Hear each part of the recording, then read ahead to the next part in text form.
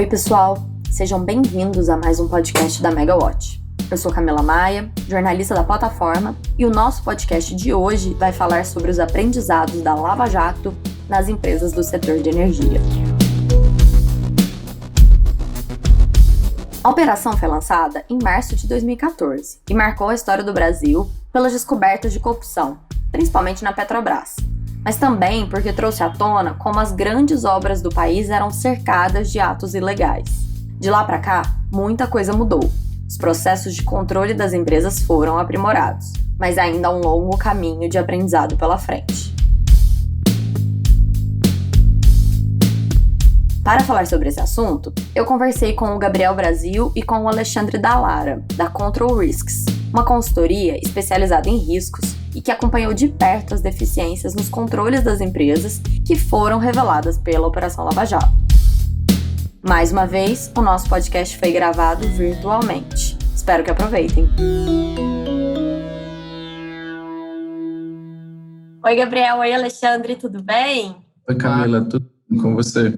Ótimo. Obrigada por vocês aceitarem o convite da Megawatt para participar desse podcast hoje. Antes de começar a nossa conversa, eu queria que vocês se apresentassem e falassem aí rapidamente o que credencia Gabriel e Alexandre a falarem sobre a questão da corrupção e o pós-Lava Jato nas empresas de energia. Legal, obrigado, Camila. Obrigado mais uma vez pelo convite. É um prazer participar aqui com você e com o Alexandre hoje. Me apresentando brevemente, eu sou o Gabriel Brasil, eu sou analista de risco político na Control Risks, cobrindo especificamente o Cone Sul, então ajudando, no meu caso, o Brasil, o Uruguai e a Argentina.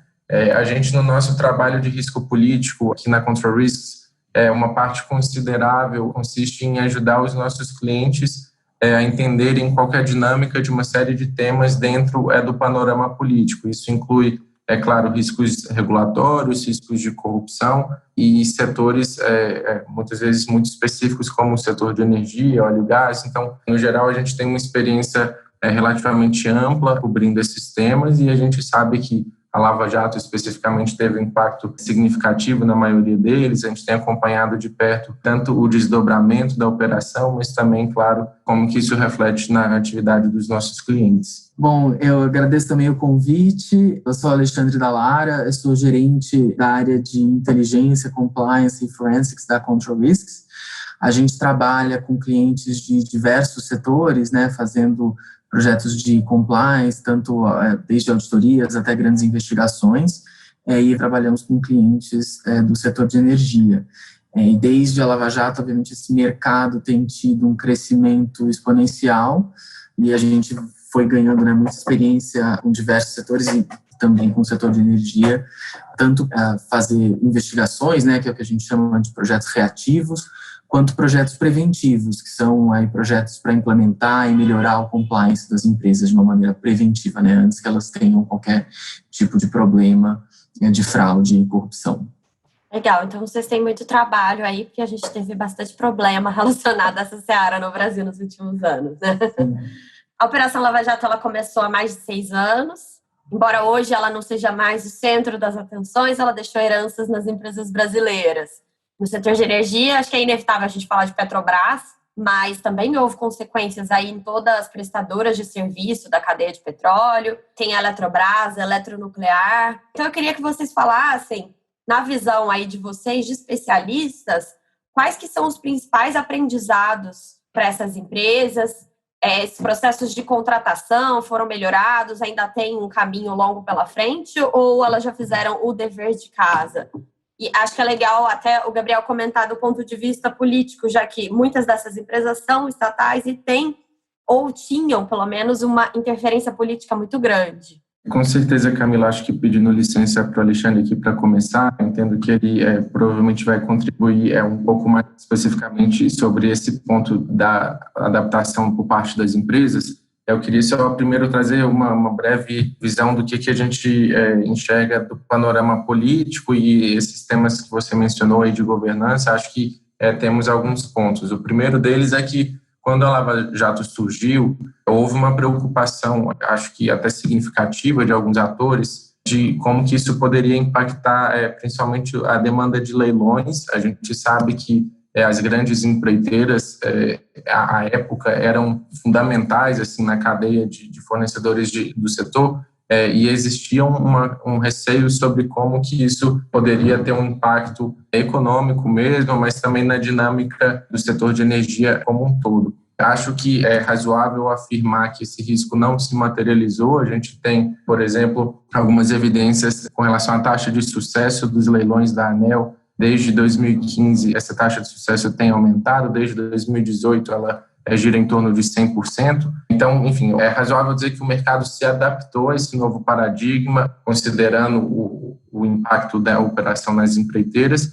E no lado das estatais, que você mencionou, acho que também houve um movimento positivo de melhora de governança. A gente teve a lei das estatais, mas não apenas, né? A gente teve, com a Lava Jato, além do elemento jurídico objetivo, teve também um maior escrutínio por parte da sociedade, da mídia. Acho que isso favoreceu o aprimoramento da governança dos principais players. Acho que, do ponto de vista político, esses seriam os principais destaques que eu teria. O que, olhando para frente e pensando no que a gente tem comunicado para os nossos clientes mais recentemente, a nossa análise é que riscos de corrupção ainda são relativamente importantes para o setor, é um tema que não pode ser negligenciado, mas não são uma barreira intransponível para investimentos privados, inclusive em investimentos estrangeiros. É um tema que segue no radar, mas com uma saliência diferente.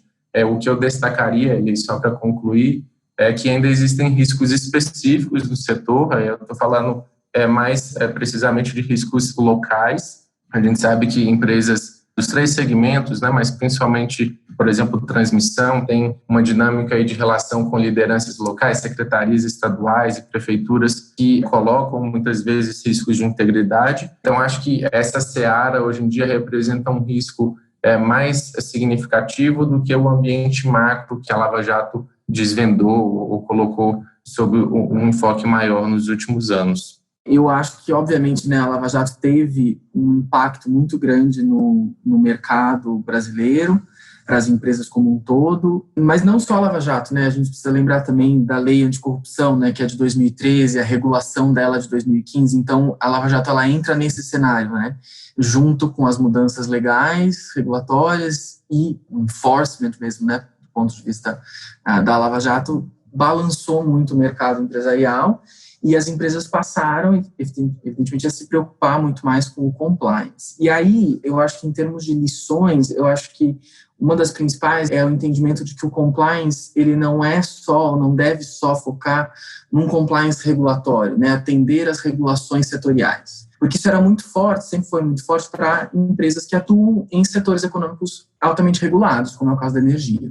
As empresas sempre tiveram um compliance mais forte do que a média nesses setores regulados para atender às regulações setoriais. Mas o compliance, que é focado em políticas antifraude e anticorrupção, ele é um pouco mais particular, ele é um pouco diferente, né? Quer dizer, não é só atender às regulações setoriais, mas também entender a relação que a empresa tem com seus terceiros, o risco que ela corre ao interagir com políticos, ou interagir com empresas públicas, né, caso elas sejam privadas. Então, em termos de lições, com certeza ficou aí melhorar o compliance, criar políticas e controles, né, específicas para lidar com fraude e corrupção.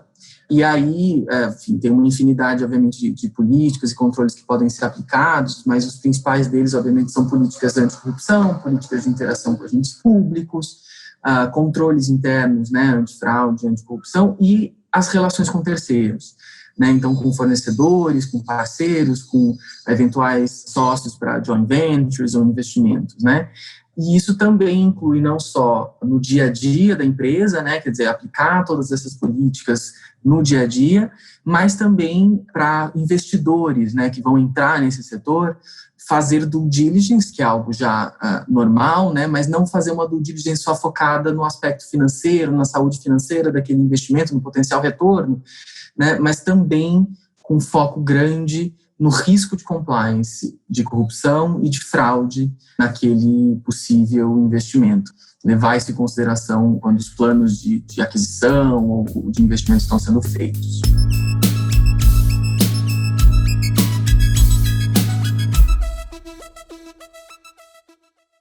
curioso que eu lembro que na época, assim, no auge da Lava Jato, grande parte da justificativa dos envolvidos era de que se não tivesse pagamento de propina, as coisas não saíam, a obra não era autorizada, o negócio com a Petrobras não quer avançar, não quer para frente. Depois de tudo isso que foi feito, todas essas medidas que foram implementadas, há uma mudança concreta nesse modo de fazer negócios no Brasil?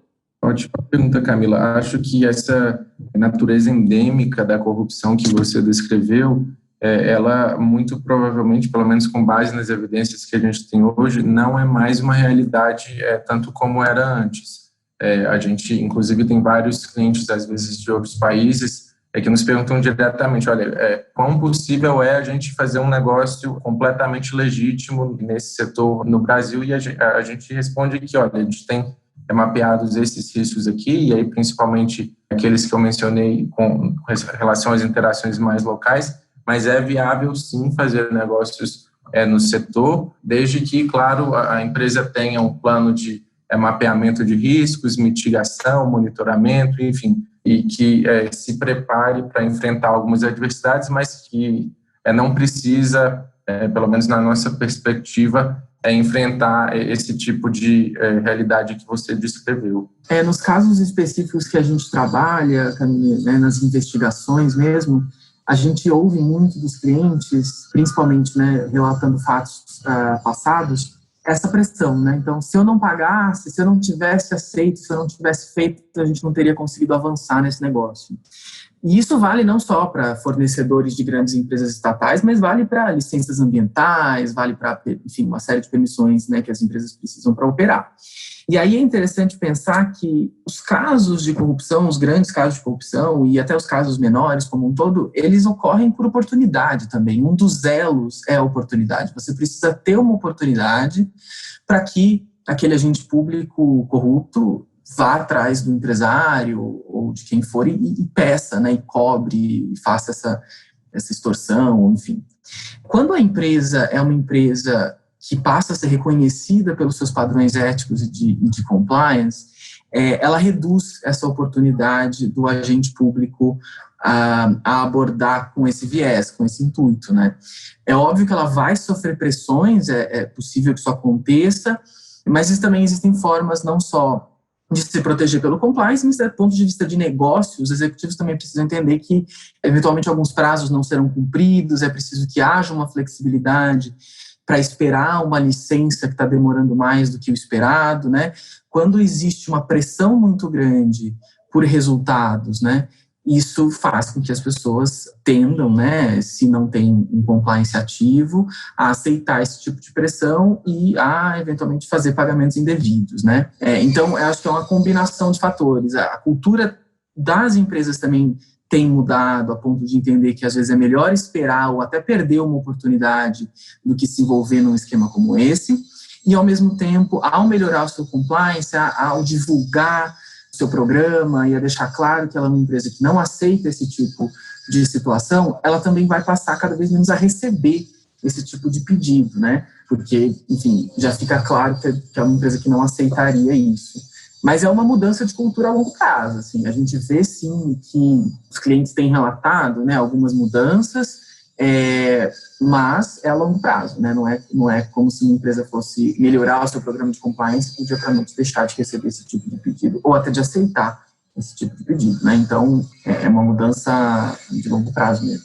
E um ponto do Alexandre que eu achei interessante, acho que esse ponto da flexibilidade ou mesmo da antecipação de eventuais atrasos, esse entendimento de uma realidade que é do Brasil, né, não só do setor de energia. Eu acho que quando a gente fala de risco de corrupção, pelo menos na metodologia da Control Risk, no trabalho que a gente faz, em geral a gente nunca trata esse tema dissociado de outros assuntos que a gente considera muito ligados a ele. Por exemplo, no contexto de um grande investimento, digamos, uma linha de transmissão ou num projeto de geração, que seja, a gente tem observado uma tendência nos nossos clientes por um entendimento mais holístico do que são aqueles riscos políticos, regulatórios e operacionais associados àquela iniciativa. Então, a gente tem ali risco de corrupção como um risco operacional, mas a gente também vai olha também no Brasil, a licença atrasa.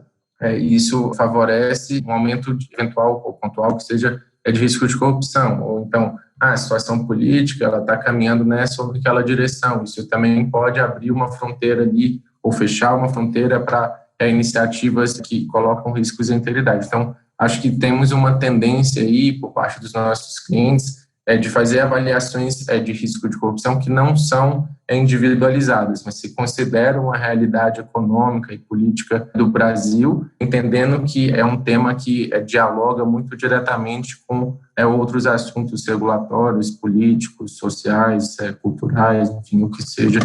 Acho que isso também é um ponto que a gente tem identificado.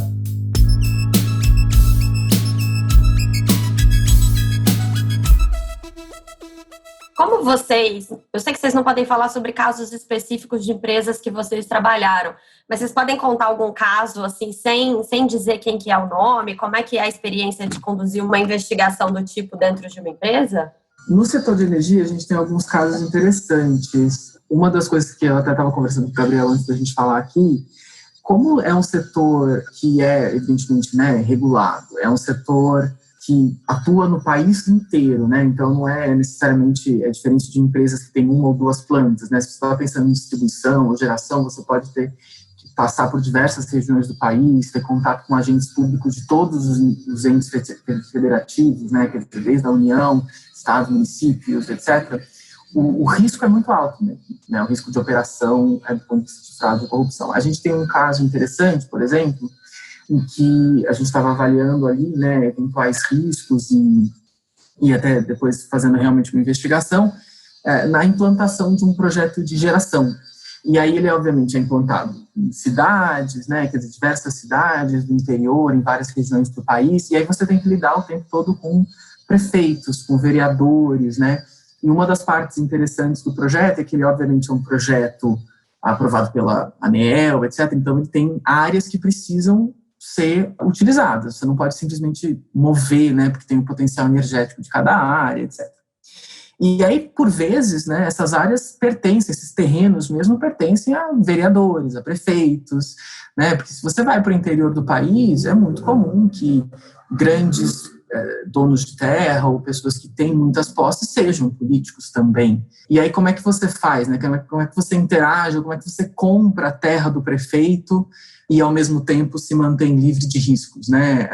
Todos os riscos que podem surgir, né? De uma superavaliação daquele terreno, ou mesmo distorções, né? Por parte dos agentes públicos locais. Então, esse foi um caso que a gente trabalhou e teve que identificar quais eram os controles que a empresa poderia implementar para evitar que esse tipo de relação com os políticos locais pudesse trazer riscos, né? E aí existem uma série de controles, tanto para identificar quais são essas pessoas, quais são os potenciais riscos, e aí uma vez que você sabe, né, também obviamente os controles de valoração das terras que precisam ser compradas, os contratos de servidão, enfim, de todos esses mecanismos. E como essas empresas atuam, né, no país todo, um ponto interessante é que a gente tem cada vez mais usado grandes ferramentas de análise de dados, né, e não só aquela análise do fornecedor um a um, né, que as pessoas chamam de background check, ou de due diligence de fornecedor, porque são coisas muito pontuais, né, você tem um fornecedor, dois fornecedores, ou que seja 5.000 fornecedores e você vai olhando um a um. Isso é muito trabalhoso e muito custoso. E hoje em dia a gente tem usado cada vez mais ferramentas analíticas para olhar como um todo, né, então a gente tem bases públicas de todos os políticos que já foram, sejam candidatos ou eleitos no Brasil. Isso são informações públicas. A gente tem, né, informações de todas as empresas brasileiras. Então, a gente consegue fazer grandes cruzamentos de informação para conseguir mapear todos os fornecedores da empresa, quais deles têm alguma relação política, quanto eles receberam, né, se houve alguma variação acima da média. Então, as empresas cada vez mais, né, têm tido a necessidade de fazer análises de dados mais complexas e fazer análises mais robustas, né, da base inteira de fornecedor, de todo o sistema de pagamentos da empresa, né, e não só avaliar fornecedores únicos, um a um, quando vem alguém querendo fazer um contrato, né, dentro da empresa. E a gente tem feito cada vez mais isso para auxiliar os clientes, porque você tem uma visão do todo, né? Você consegue fazer um compliance que ele realmente analisa o funcionamento da empresa como um todo e não só a relação com um ou com outro fornecedor ou terceiro. A gente viu alguns movimentos positivos, tanto de melhora de governança, mas também de maior escrutínio da sociedade, enfim, isso mitigando um pouco os riscos de corrupção do setor de energia especificamente. A ressalva que eu queria fazer é que a gente, claro, monitora os riscos de corrupção para setores específicos, para ajudar os nossos clientes, mas a gente também faz, claro, uma análise mais macro e de tendências dando um passo atrás. Seria oportuno compartilhar, a Control Risks fez no ano passado e agora em 2020 uma nova versão, a gente fez um índice para medir a capacidade dos países da América Latina de combater a corrupção. Porque o que a gente identificou com a Lava Jato? Se a gente pega os índices tradicionais para entender percepção de corrupção, e aí, em geral, a gente vai ter, por exemplo, da Transparência Internacional, e muitas dessas pesquisas se consultam executivos e cidadãos sobre a percepção da corrupção, a gente vê que a percepção aumenta quando a gente tem uma operação do porte da Lava Jato, sem que necessariamente a corrupção em si aumentou. Muito provavelmente porque o escrutínio aumentou.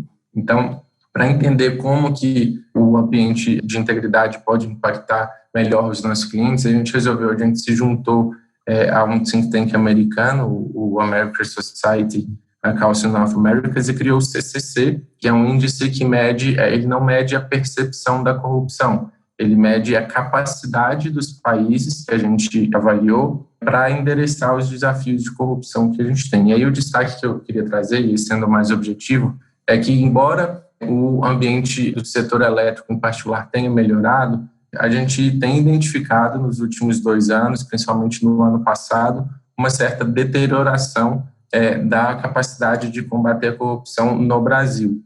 Só para explicar rapidinho, o CCC é formado por indicadores em 3 dimensões, que medem a capacidade legal do país de combater a corrupção, o papel da democracia em instituições políticas e o papel da sociedade civil, imprensa e setor privado. E a gente viu do ano passado para cá, né, que é a segunda versão do índice, o score do Brasil reduzindo a uma escala que vai até 10, saiu de 6,14 para 5,52. A gente considera que não houve uma erosão completa, claro, dos mecanismos de controle que a gente tem no Brasil, mas houve sim o começo de uma erosão gradual. Por exemplo, a gente tem algumas evidências indicando uma politização maior da PGR, enfim, acho que seria legal fazer esse contraponto. Então, a gente tem no setor elétrico alguns indicadores positivos de melhora de governança e de redução da politização do setor, mas a gente tem também um fenômeno mais macro, para o qual a gente não pode deixar de olhar, porque, claro, pode ter um efeito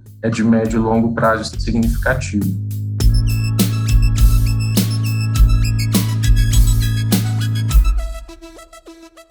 A gente sabe que o setor elétrico, as empresas são reguladas, né? Então, obviamente, tem uma influência ainda maior do governo na forma de poder concedente. Agora, também tem um adicional, que é a presença de muitas estatais. A gente tem em energia, falando como um todo, obviamente, a gigantesca Petrobras, mas no mercado de energia elétrica, a gente também tem muitas estatais além da Eletrobras, né? Tem as estaduais, as municipais.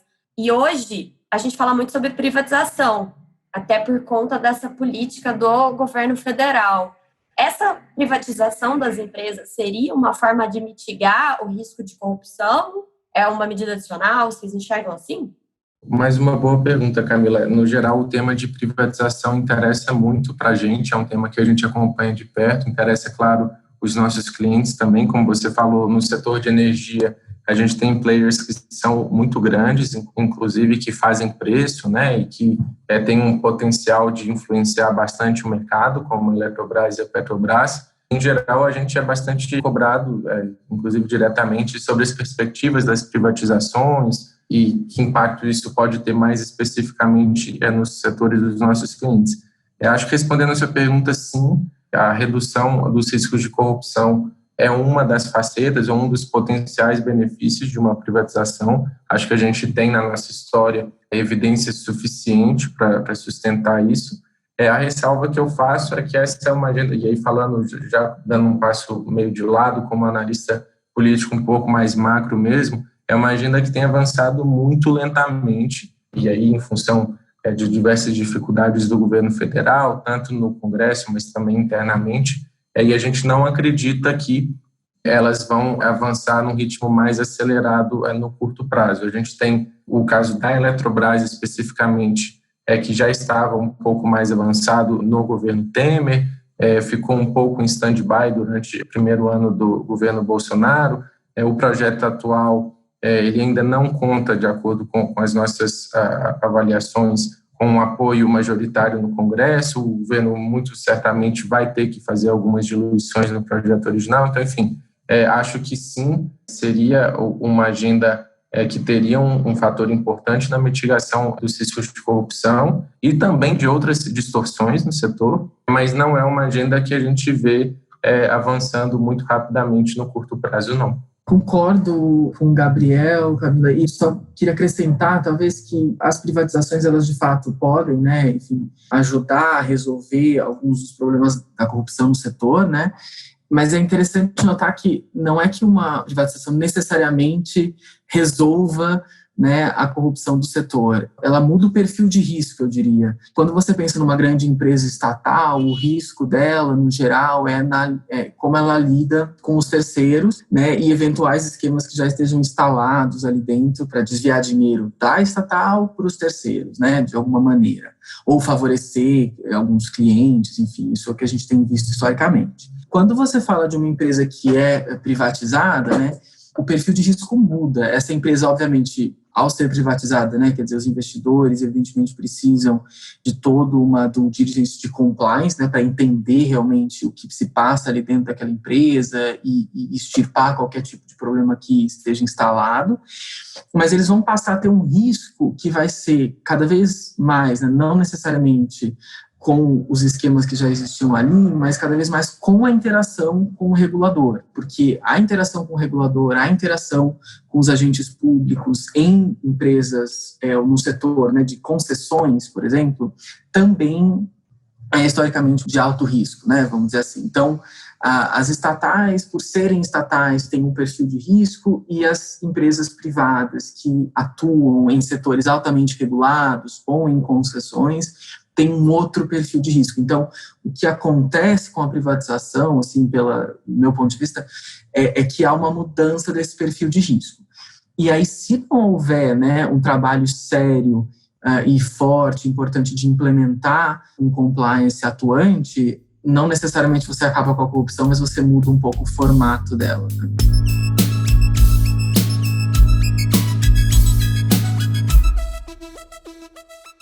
Alexandre e Gabriel, muito obrigada. Vocês deram explicações muito boas aqui. Acho que a lição que fica, então, é que ainda temos um caminho a percorrer nesse sentido, mas que as lições foram aprendidas, medidas foram adotadas e parece que a gente está num caminho melhor do que a gente estava em 2014. Ou até antes, né? 2013, lei anticorrupção, né? Sem dúvida. Eu diria que não é uma progressão assim linear, né? Evidentemente as coisas têm melhorado, a gente vê melhorias muito concretas no dia a dia, né, dos nossos clientes, nos tipos de projeto que a gente tem feito, mas como o Gabriel mesmo pontuou, né, nesse nosso índice que a gente vê a capacidade, né, dos países de combater a corrupção, que melhorias aconteceram, mas eventualmente existem alguns fatos que indicam retrocessos, então tem tido uma melhoria muito significativa, mas a gente precisa continuar focado em preservar essas melhorias e melhorar o caminho daqui para frente, porque retrocessos também podem acontecer, né? Concordo com o Alexandre e Camila, agradeço o convite mais uma vez e acho que concluo reforçando o que vocês falaram. A gente teve sim alguns avanços, mas acho que progressões institucionais raramente são lineares. A gente acaba enfrentando desafios diferentes daqueles que a gente tinha, digamos, 5 anos atrás, mas acho que o que é fundamental para a gente continuar apto a endereçá-los é o engajamento da sociedade civil, do setor privado e, em alguma medida, no limite, um pouco do que a gente está fazendo, que é discutir os setores, discutir para onde que vão os principais riscos, enfim, como que as empresas podem ajudar nesse processo.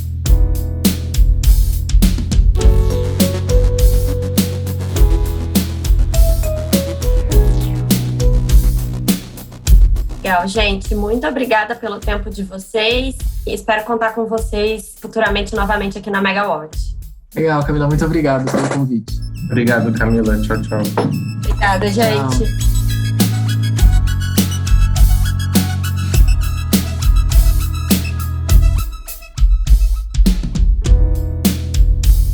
E esse foi mais um podcast da Megawatt. Até a próxima, pessoal!